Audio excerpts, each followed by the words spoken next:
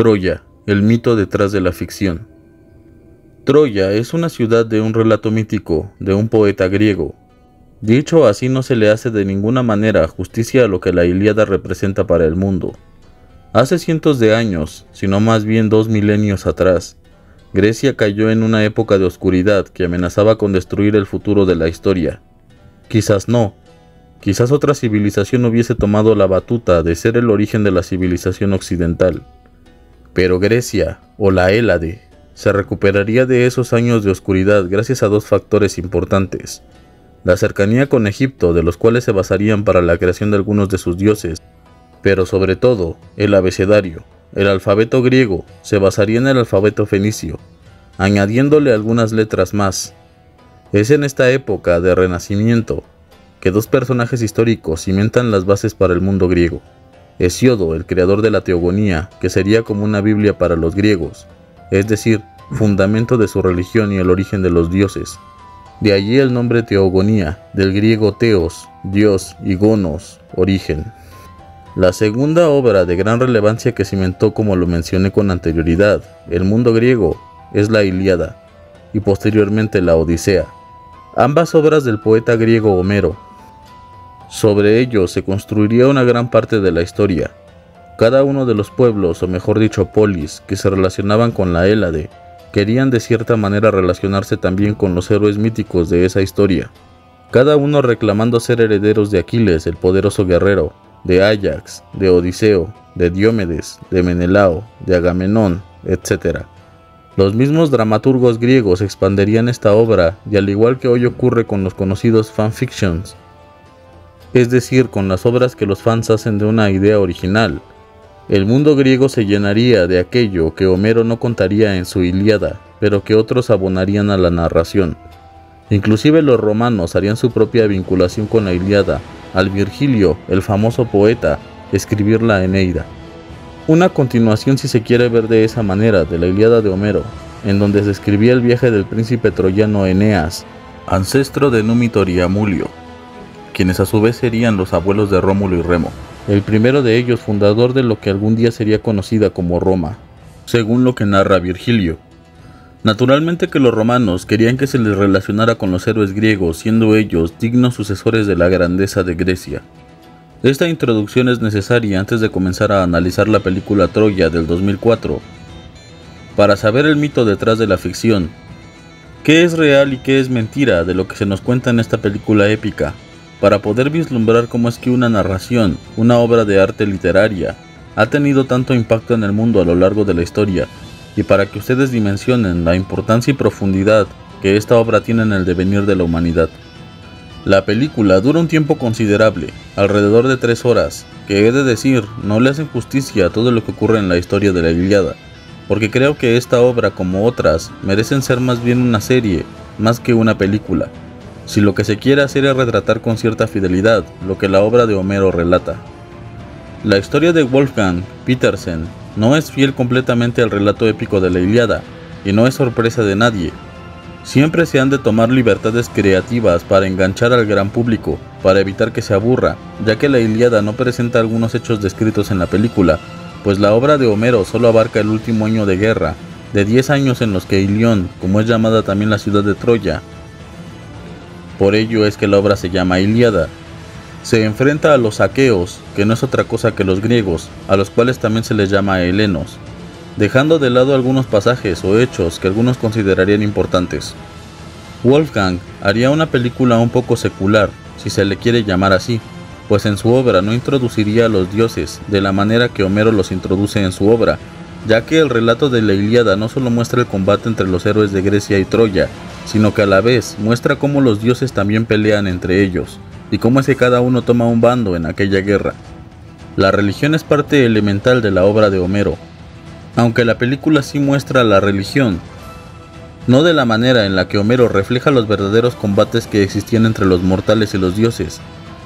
Pero yo buscaré llenar aquellos huecos con lo que sé de la Ilíada. Eso solo fue una aclaración antes de empezar.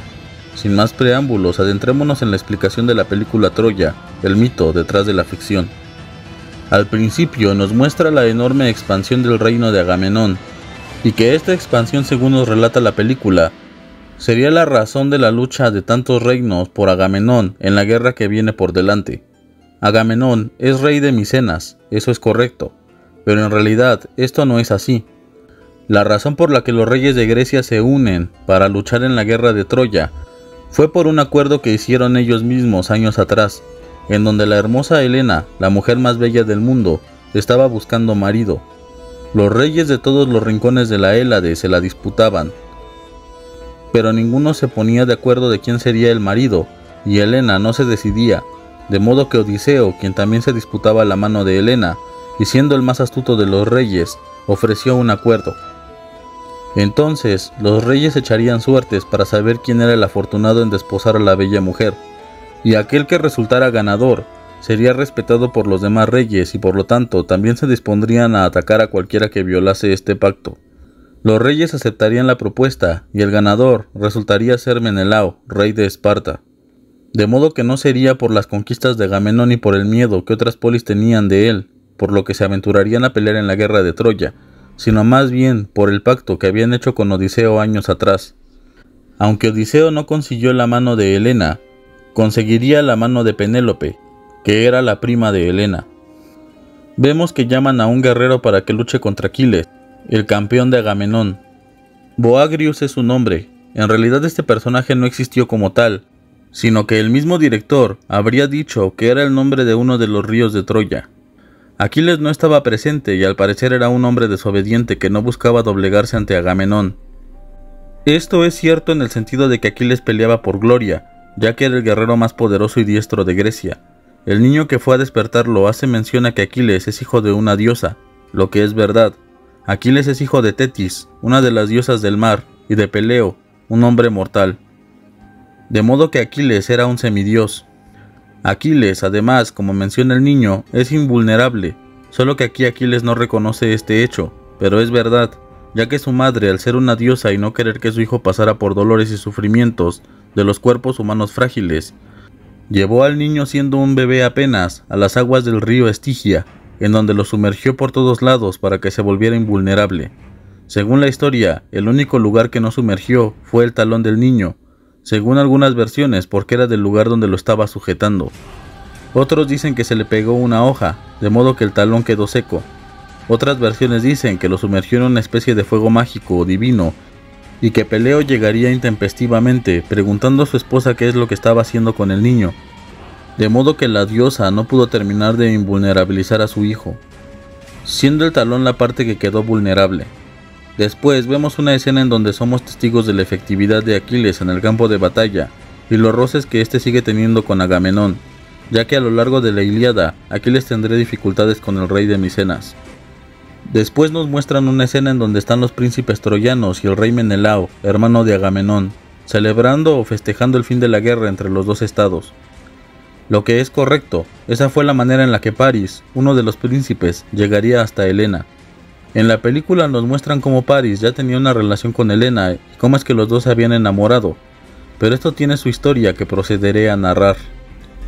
Cuando fue la boda de Peleo y Tetis, los dioses estuvieron invitados, pero solo una de ellos no sería invitada a la boda.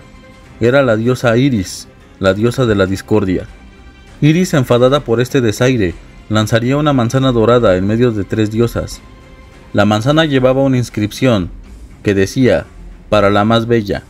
Este simple hecho hizo que estas diosas se disputaran la manzana, creyendo que era para ellas. Sin resolver su pleito, fueron con Zeus para que él tomara la decisión de a quién dar la manzana, y por ende cuál de aquellas tres diosas era la más bella.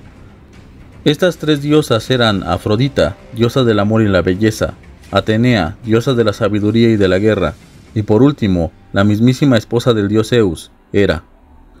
Zeus, siendo el rey inteligente de los dioses, sabía que al elegir a una de ellas, las otras dos quedarían resentidas con él, de modo que no quiso tomar partido en esta discusión. Señalando a un pastorcillo que cuidaba unas ovejas, les dijo: él será el juez, a él le delego la responsabilidad, quitándose de encima a las tres diosas. Aquel pastor no era nadie más ni nadie menos que Paris, el príncipe troyano. Cada una de las diosas le ofrecería algo al príncipe como un soborno para que la eligiera a ella. Atenea le ofrecería ser el guerrero más poderoso del mundo. Hera le ofrecería ser el gobernante de todo un continente. y finalmente Afrodita le ofrecería el amor de la mujer más bella del mundo. París obviamente pensó fama, fortuna, poder o amor, y se quedaría con esta última opción, entregándole la manzana a Afrodita. Desde ese momento, las otras dos diosas serían enemigas juradas no solo de París, sino de su ciudad, Troya, mientras que se había agenciado los favores y la protección de la diosa del amor, Afrodita. También este es el origen de la frase popular, el talón de Aquiles, que es la vulnerabilidad del semidios, y de la manzana de la discordia, que es aquella manzana que la diosa Iris arrojaría iniciando con ello una enorme cantidad de infortunios. Finalmente, la diosa del amor cumpliría su promesa y desde el momento en el que Helena vio a París, se enamoró profundamente de él. Después de todo esto, pasamos a la escena de la huida de Helena con París y de la congregación de los diferentes reyes para defender el honor del hermano afligido de Agamenón.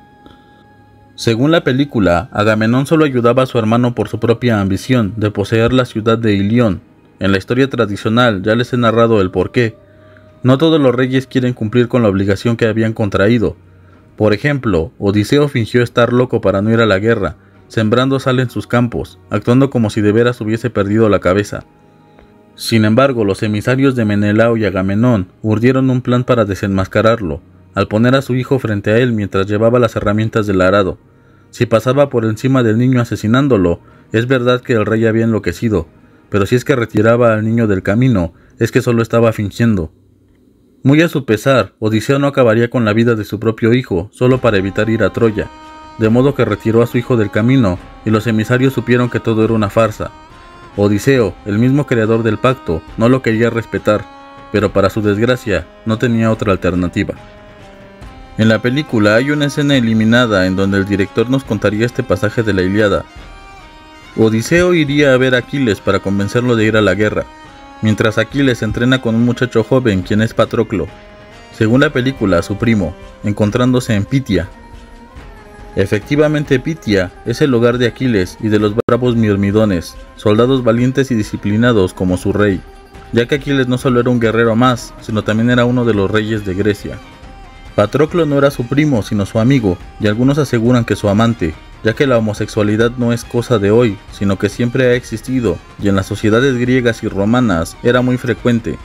Así es que la relación de Aquiles y Patroclo quizás era más estrecha, pero en lo personal creo que más bien eran grandes amigos, una amistad épica como ninguna otra, ya que Aquiles y Patroclo habían crecido juntos, entrenados y supervisados por el centauro Quirón, quien también les había enseñado todo lo que sabían, al ser Quirón un centauro muy sabio. De modo que su amistad, más bien una hermandad, había empezado desde su niñez. Odiseo visita a Aquiles, diciéndole que esta guerra será recordada por miles de años, y también los nombres que lucharían en ella. Aquiles era un hombre que anhelaba la gloria por sobre cualquier cosa. En algún momento de su vida se le habría presagiado que solo podía elegir un camino: morir joven con gloria, siendo recordado por siempre, o morir viejo y en paz, pero siendo olvidado. Aquiles elegiría el camino de la gloria. Posteriormente vemos a su madre Tetis, quien recoge conchas en el mar, haciendo referencia quizás a que era una diosa marina. Le advierte que si va a la guerra, morirá con seguridad. Esto ocurre realmente. Tetis se preocupa de la muerte anunciada de su hijo e intenta salvarlo, al esconderlo en la corte del rey Licómedes, en donde permanece disfrazado de mujer junto a las hijas del rey, una mujer rubia que por ello se le da el nombre de Pirra. Sin embargo, los emisarios de Agamenón urden un plan para desenmascararlo y convencerlo de ir a Troya. Van a la corte de este rey disfrazados de mercaderes. Llevan vestidos muy hermosos, pero también armas muy preciosas. Mientras las mujeres eligen los vestidos, una de ellas, la única de ellas, observa las armas. Allí es como descubren al glorioso Aquiles y le hacen la invitación de nuevo de ir a la guerra de Troya, lo que finalmente acepta a costa de su propia vida. La inmensa cantidad de barcos que vemos en aquella toma épica es verdadera, es una invasión enorme en todas sus proporciones.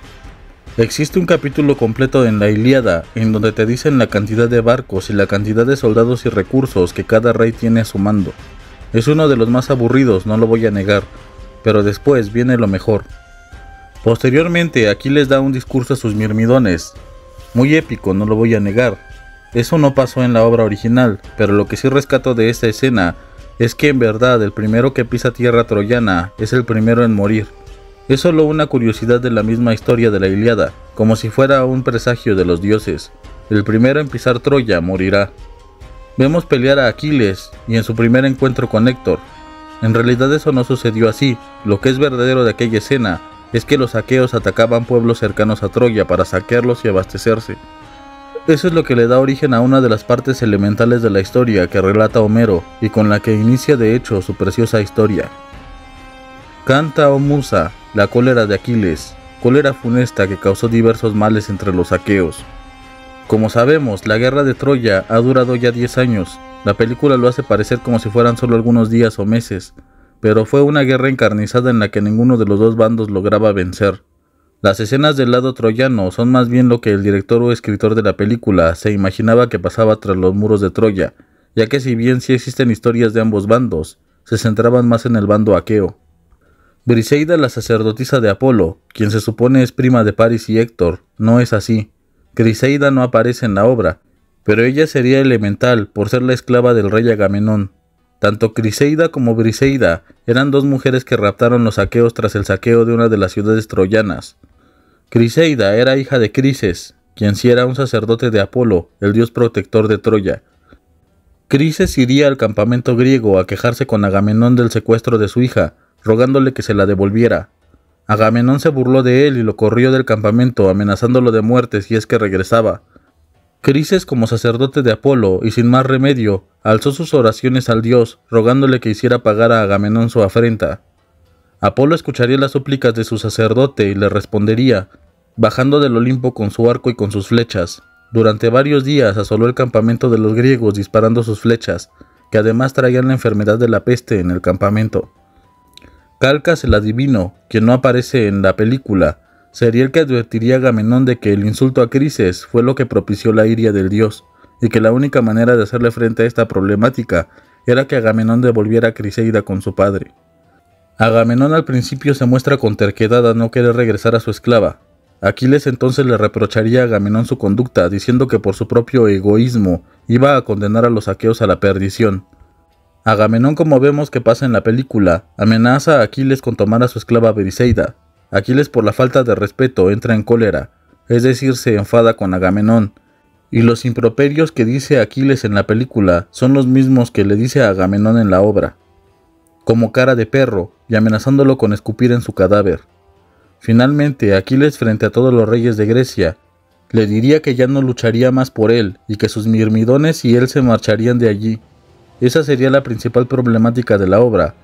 Aquiles y sus mirmidones eran de los combatientes más aguerridos de la contienda, prescindir de ellos sería un completo error. Lo que no aparece en la película es que no solo Aquiles abandonaría la contienda, sino que además, Tetis, siendo una diosa, oiría los lamentos de su hijo y éste le confiaría lo que había pasado con el rey de los Argivos, con Agamenón. Y entonces Tetis, como toda madre, ascendería al Olimpo a pedirle a Zeus que ayudara a su hijo en este predicamento, suplicándole al padre de todo que hiciera vencer a los troyanos, hasta que los aqueos respetaran y se dieran cuenta de la importancia de su hijo. Zeus, conmovido con esta petición de su hija, la consolaría, reuniendo a los dioses y advirtiéndoles que de ahora en adelante él decidiría qué bando sería el ganador de la guerra, y daría ventajas al bando que Zeus personalmente escogiera, y que quedaba prohibido a los demás dioses tomar partido en la contienda. Aunque no fue del agrado de los dioses, debían respetar la decisión de su rey, y todos asintieron. Zeus entonces infundiría en los troyanos valor para acabar con los aqueos. Aquella noche, Paris en la película se presenta ante el consejo de su padre diciendo que no quiere más muertes por su atrevimiento, que si él trajo a Helena, él debe de pagar las consecuencias de sus actos enfrentándose uno a uno con Menelao. El vencedor se lleva a Helena, que es la causa por la que allí se encuentran. Este pasaje es verdadero. Paris tendría la intención de pelear uno a uno con Menelao, pero si bien era diestro con el tiro con arco, como lo vemos en la película, era deficiente como guerrero cuerpo a cuerpo, en el que su hermano Héctor le aventajaba. El día siguiente, el día de la batalla, Helena se sienta al lado del rey Príamo. Esto es verdad, pues hay un capítulo en la Ilíada, que allí se les llama Cantos, en donde Príamo le hace preguntas a Helena sobre los diferentes reyes que allí luchan. Después de que los dos ejércitos se encuentran dispuestos a luchar uno con uno, Paris le hace la propuesta a Menelao del combate singular. Como ocurre en la película, así ocurre en la Ilíada. Paris no es rival para Menelao y poco a poco está perdiendo el combate. Sin embargo, no es Héctor quien lo salva de morir por la espada de Menelao, sino que es la mismísima diosa Afrodita quien se presenta en el campo de batalla, y con sus poderes logra apartar a su favorito, Paris, y llevarlo donde se encuentra Helena, para que cure sus heridas. Viendo que Paris recibió la ayuda de la diosa y que estaba en desventaja en la contienda, finalmente Menelao se proclamó como vencedor. Entonces no ocurre lo que pasa en la película, que Menelao es desvivido por la espada de Héctor, sino que aceptando el pacto, Menelao se declara vencedor, esperando la entrega de Helena. En la obra, Menelao sí resulta herido, puesto que Atenea y Hera no querían que la guerra terminara así, sin antes destruir a la ciudad de Troya y castigar a Paris por no elegirlas a ellas como las más bellas. Atenea iría al campamento griego disfrazada de uno de los soldados troyanos. Se acercaría a Pándaro, el experto arquero, y le metería ideas en la cabeza diciéndole que se imagine cómo sería recompensado por los reyes troyanos y por Paris si se deshiciera de su peor enemigo. Convencido por la diosa, Pándaro tensó su arco y viendo a Menelao desplazándose por el campo de batalla, lanzó la flecha, la cual logró herir a Menelao. Ante esta acción, los aqueos no tuvieron más opción que reanudar el combate, ya que no se había respetado el acuerdo. De esa manera, la diosa Atenea cumplió su objetivo y logró que las hostilidades se reanudaran. Después en la película, Paris entra a la ciudad y los dos ejércitos se enfrentan. Las batallas que describe Homero en la Ilíada son muy viscerales, es decir, violentas. Prácticamente es gore literario, hablando de oleadas de hombres y ríos de sangre que salían a borbotones del enfrentamiento de miles de personas en el campo de batalla. En algún momento de la batalla, Áyax o Ayante se encuentra con Héctor y los dos luchan. Héctor casi es asesinado por la sobrehumana fuerza de Ayante, pero logra derrotarlo y matarlo. Eso sí pasó, pero no como lo cuenta la película. Al no estar Aquiles en el campo de batalla, otros héroes griegos tomarían su lugar en la refriega. Uno de ellos era el valeroso Ayante, rey de Salamina. Ayante era un hombre corpulento y un guerrero nato, quizás no al nivel de Aquiles, quien en la Ilíada es su primo, pero aún así era muy diestro. Entonces ocurrió que Ayante y Héctor en verdad se enfrentaron en el campo de batalla, ante la mirada atónita de ambos bandos. Pasaron horas sin que el combate entre los dos hombres se decidiera. En algunas ocasiones Áyax lograba herir a Héctor, en otras Héctor tomaba la delantera y hería a Áyax, hasta el caer de la noche, en el momento en el que los dos guerreros quedaron en empate. Después de eso, los dos guerreros se hicieron regalos, habían luchado bien, y ambos bandos los reconocían como grandes héroes. De modo que sí hubo un enfrentamiento con Áyax, mas no fue asesinado por Héctor, sino que ambos guerreros al parecer estaban al mismo nivel de pelea. Los griegos se retiran y los troyanos animados los persiguen. Los griegos en realidad no saben qué hacer, pues sin Aquiles la batalla parece estar perdiéndose, y es verdad que Néstor y Odiseo hablan con Agamenón, quien acepta que necesita de regreso al guerrero. De modo que aún devolviéndole a Briseida, la cual en la obra le es devuelta como tal a Aquiles, y no es que se la diera Agamenón a ninguno de sus soldados, como muestra la película. Aquiles estaba reacio a volver a la batalla. Inclusive su propio compañero y amigo, Patroclo, intentaría convencerlo sin resultados. Posteriormente vemos cómo Héctor, dirigiéndose a los troyanos, amenaza con invadir el campamento de los griegos. Esto sí ocurre de esa manera en la obra original. Los troyanos, sintiéndose más aguerridos por la ausencia de Aquiles en el campo de batalla, atacan a los griegos en sus mismos campamentos, llegando hasta los barcos e incluso incendiando algunos de ellos, siendo Zeus el que les da el poder y valor para enfrentarse a los aqueos. En aquella batalla vemos cómo supuestamente llega Aquiles y lucha contra Héctor, siendo herido y posteriormente muerto por este. Sin embargo, todos creyeron que era Aquiles. Este pasaje es real. Cuando los troyanos se acercaban al campamento griego, Patroclo le suplicaría a Aquiles que defendiera a sus compañeros. Sin embargo, seguiría de necio, sin querer prestar ayuda alguna al rey que lo humilló. De modo que Patroclo le sugeriría que le prestara su armadura. Quizás los troyanos con tan solo ver su armadura tendrían miedo y huirían hacia Troya. Aquiles entonces accedió a prestarle su armadura a su amigo, pero le hizo una advertencia. Muy bien, entonces hazlos huir, pero no los persigas.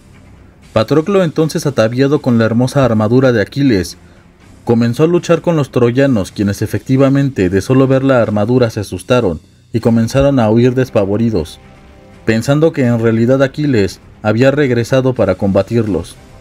Sin embargo, Patroclo no había hecho caso de las advertencias de su amigo y, confiándose, así como sintiéndose glorioso de su acto, perseguiría a los troyanos hasta llegar cerca de las murallas de Troya. Descubriendo el engaño, descendería del Olimpo y con un golpe seco, que según se dice fue tan fuerte, que sacó de las cuencas los ojos de Patroclo tirando el casco, le hizo ver a Héctor, al impostor, quien con un certero golpe de su lanza lo mató. Héctor se quedaría con la armadura de Aquiles, despojando a Patroclo de ella, por ser una armadura hermosa. Este acto ocasionaría la ira de Zeus, quien habría de sentenciar a Héctor por esta acción. Hay un capítulo completo de la Ilíada, en donde se narra la lucha por el cuerpo de Patroclo, ya que los aqueos quieren llevar el cuerpo a su amigo Aquiles. Los troyanos lo querían para darlo de comer a los perros. Entre lucha y lucha, los aqueos se llevaron el cuerpo y lo entregaron a Aquiles, quien devastado olvidó su rencilla con Agamenón y se volvió a unir al ejército aqueo para vengarse de Héctor. Lo que hace bien la película es mostrar cómo Patroclo se pondría la armadura de Aquiles para luchar contra los troyanos, además de ser Héctor el que lo mataría. Pero no es verdadero que Aquiles no sabía nada, ya que había acordado con Patroclo el préstamo de su armadura, y también que Héctor lo haya reconocido sin la ayuda del dios del sol. Aquiles no iría de inmediato a enfrentarse a Héctor, sino que pasarían varias batallas. Al ver Zeus que Aquiles había regresado con los aqueos, dio permiso nuevamente a los dioses de intervenir en el bando que cada uno había elegido. Los dioses que favorecían a Troya salvaban en cada oportunidad a Héctor de que se encontrara y enfrentara a Aquiles, quien llevaba una nueva armadura confeccionada por el mismo dios de la forja y el fuego, Hefesto. Llega el momento en el que Héctor finalmente debe de enfrentarse a Aquiles en solitario. Antes de este enfrentamiento y casi previendo que morirá en un canto de la Ilíada, Héctor, como ocurre en la película, se despide de su esposa Andrómaca. Antes de salir a enfrentarse a Aquiles, Zeus pesa la vida de ambos contendientes y Héctor aparece como el perdedor. Los hados han hablado y no hay nada que hacer para cambiar su suerte. Aquiles finalmente se enfrenta a Héctor diciéndole la frase que escuchamos en la película: los leones no pactan con los hombres. Aquí hay dos versiones de lo que ocurre. Una de ellas dice que Héctor en algún momento de la batalla huye, pues por primera vez siente miedo por su vida, ya que Aquiles no es un guerrero normal, es un semidios, ataviado con la bella armadura de Hefesto, brillando con una luz divina. Héctor corre alrededor de la ciudad. En otra versión, Héctor lo hace para cansar a Aquiles, pero es inútil ya que Aquiles nunca se cansa. Es por ello que se le llama el de los pies ligeros, dando alcance a Héctor y finalmente terminando con su vida, ante la mirada atónita de Troya, pues la batalla se libra en solitario frente a sus murallas.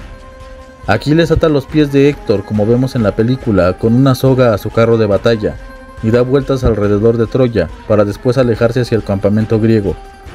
Afrodita, sin embargo, desciende del Olimpo y vierte sobre el cadáver de Héctor, domador de caballos y defensor de Troya, un néctar divino que evita la corrupción del cuerpo. Posteriormente, el rey Príamo llega al campamento griego. Según la película, lo hace por conocer mejor sus tierras, pero en la Ilíada es ayudado por los dioses, quienes duermen a los centinelas griegos para que el rey no corra peligro. En la película nos muestran una escena haciendo referencia a este pasaje de la Ilíada, que es el último, pues Príamo habla con Aquiles, rogándole que le entregue el cadáver de su hijo. Aquiles pacta con Príamo y llora ante el cadáver de su enemigo. Este es el final de la Ilíada. En realidad el libro termina aquí. Es la primera vez que Aquiles siente remordimiento y compasión por alguien más. Lo que sigue de la película está de cierta manera basado en la Odisea, la continuación digamos de la Ilíada, en donde a Odiseo se le ocurre una estratagema para atravesar los enormes muros de Troya.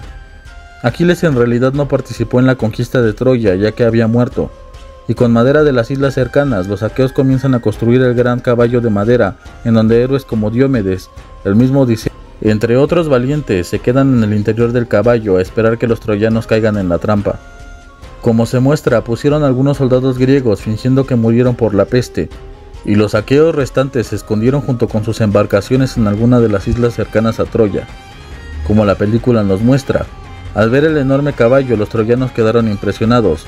Pensaron que era una ofrenda para Poseidón, el dios de los caballos y de los mares, para que su viaje de regreso fuera seguro.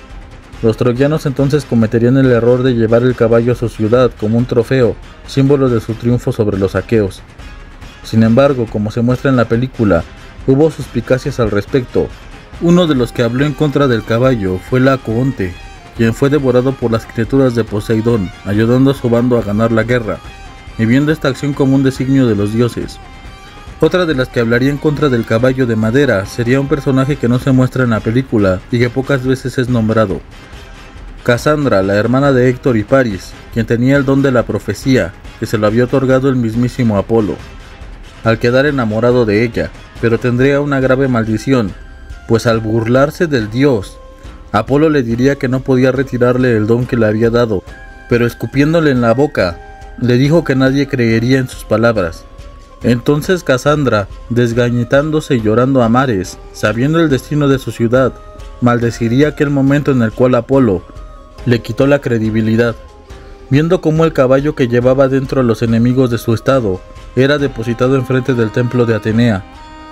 De solo imaginarnos estar en esta situación, estoy seguro que a más de uno se le erizarían los cabellos, pues imaginen ustedes que sabiendo el trágico destino de algún familiar, no podamos hacer nada aún así para impedirlo, o sobre la humanidad, que nadie sea capaz de creernos.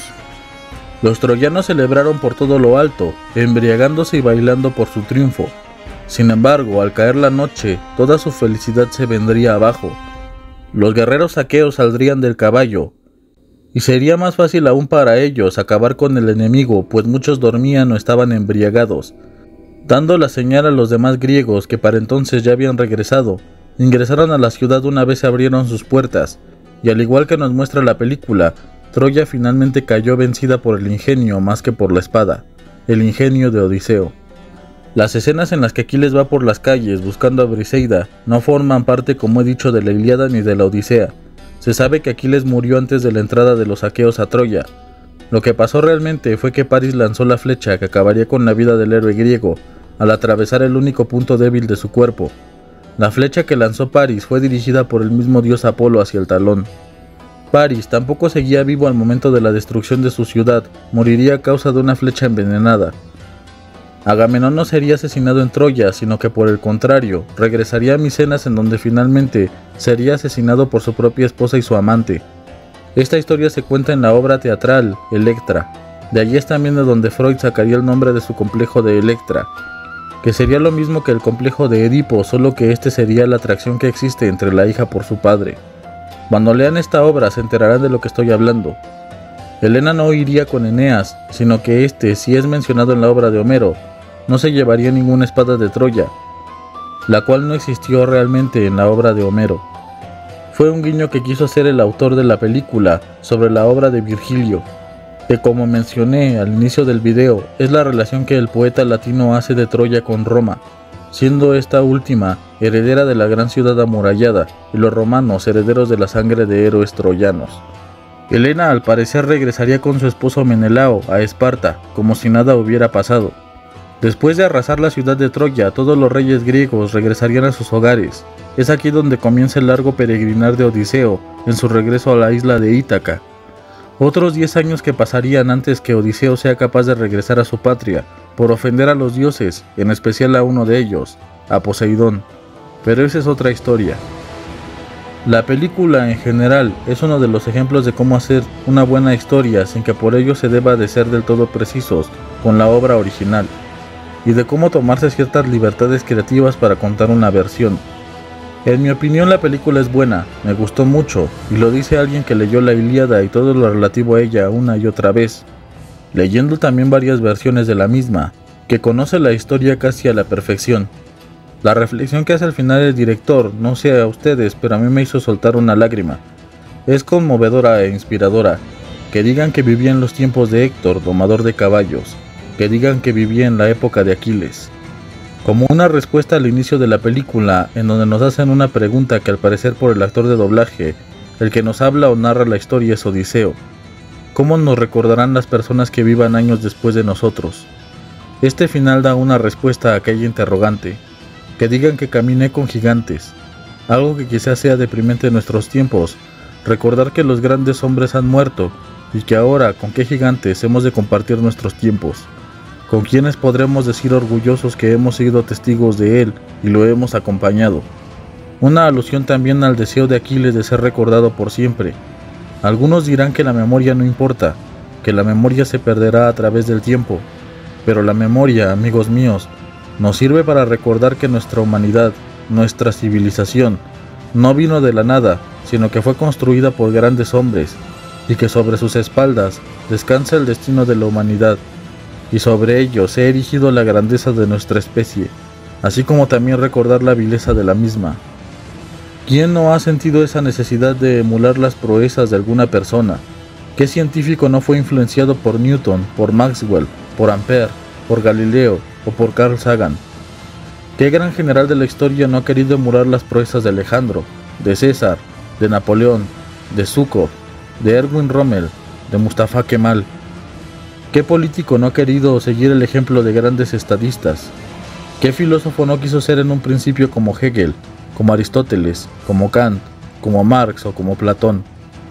Estamos llenos de historias, y estas historias no están allí para nada, sino para impulsar a las grandes mentes a llegar a cumplir grandes metas. Hay algo que creo completamente: estos líderes de la historia hacen algo incomparable a quienes los han visto y los han seguido. Han hecho grandes a los hombres más pequeños, y seguirán inspirando como la Ilíada de Homero, escrita ya hace miles de años, a los hombres y mujeres que seguirán construyendo la historia. Como aquí les diría en esta película: ¿qué es lo que ven? Inmortalidad. Tómenla. Es suya. Si alguna vez cuentan mi historia, que digan que caminé con gigantes. Los hombres vienen y van como el trigo en el invierno, pero estos nombres jamás morirán. Que digan que viví en los tiempos de Héctor, domador de caballos. Que digan que viví en los tiempos de Aquiles.